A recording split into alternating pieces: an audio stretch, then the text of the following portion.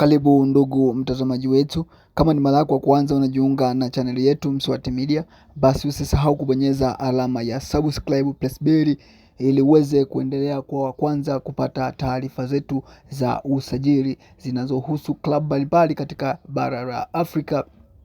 Leo tunakusogeza kule Al Ahly Berganza ya nchini Libya, ambao imemsajili mchezaji Luis Jose Miquissone Konde Boy akitokea kule UD Songo ya nchini Msumbiji.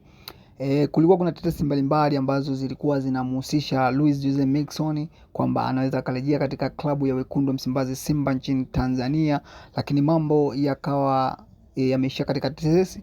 Hivyo leo wamethibitisha Al Ahly Berganza kwamba wamemsaini mchezaji huyo kwa mkataba wa miaka 2. Atakwenda kuitumikia klabu hiyo inayoshiriki ligi kuu ya nchini Libya. So Al Ahly Berganza wanaendelea na kuboresha kikosi chao na wamevuta mastaa mbalimbali, lakini hii kwa Luis Miquissone imekuwa ni nzuri sana kulingana na performance aliyoionyesha akiwa katika ligi ya kule kwao nchini Msumbiji.